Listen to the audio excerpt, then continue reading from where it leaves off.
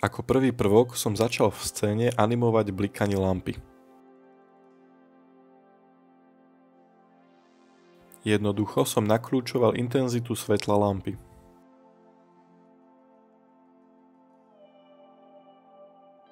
Túto sekvenciu kľúčových snímkov som ďalej iba kopíroval po celú dĺžku animácie. Vidíte, že lampa nám bliká.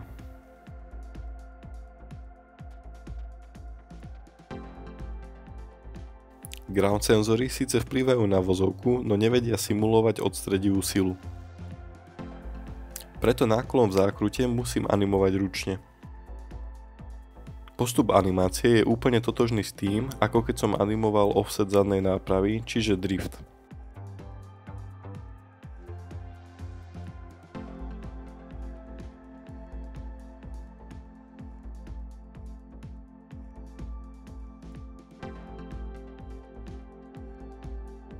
Kľúčové snímky som vkladal iba v bodoch, v ktorých sa udiala výraznejšia zmena.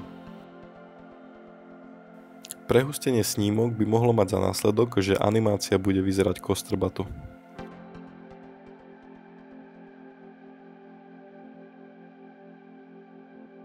V zákrutách som auto nakláňal a na rovinkách zas vyrovnával.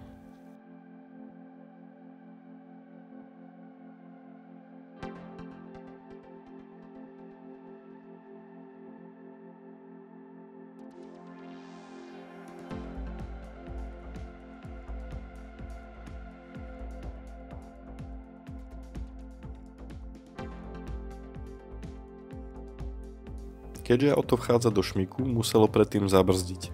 To znamená, že sa mu museli rozsvietiť brzdové svetlá. Materiál s emissionom sa dá animovať rovnakým spôsobom ako reálne zdroje svetla.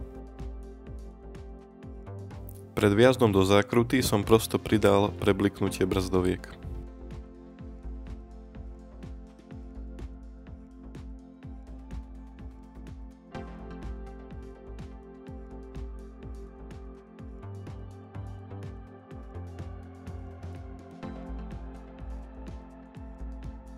Ďalej som sa rozhodol vytvoriť kolíziu medzi autom a kuželmi. V záložke Physics, teda fyzika, som aktivoval kuželu Collision a Rigid Body. Keďže nechcem, aby sa prepadol pod scénu, nastavím podobné vlastnosti aj pre vozovku. S tým rozdielom, že Rigid Body Type nastavím na pasív. Collision Shape som ešte zmenil na Mesh. Pre kužel som nemenil žiadne vlastnosti.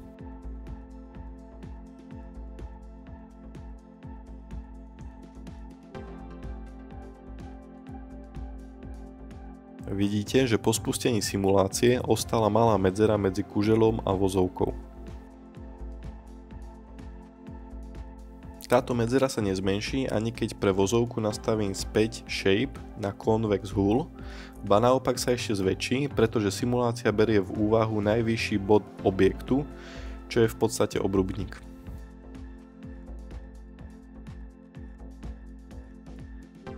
Tento problém som vyriešil nasledovným spôsobom.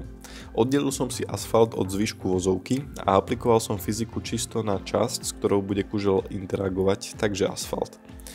Pre zvyšok vozovky som vypol fyziku, aby sa mi kužel nezasekával o neviditeľnú bariéru. Oddelenú cestu som si zle pomenoval a neskôr pri práci ma to pomýlilo.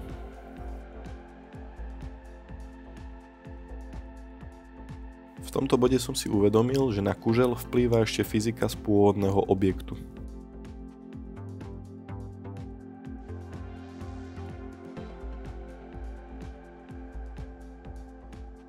Rýchlo som ju preto vypol.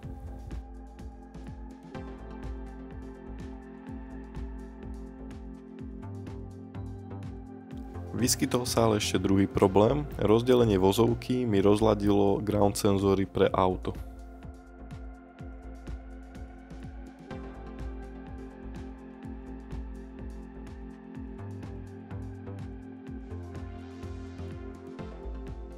Opravil som si prehodené názvy cesty a ground senzoru som priradil správny objekt, takže oddelený asfalt.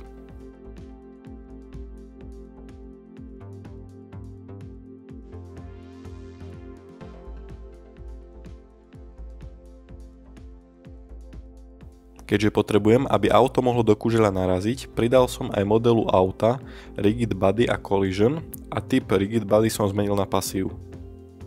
Posledný detail, treba zakliknúť políčko Animated.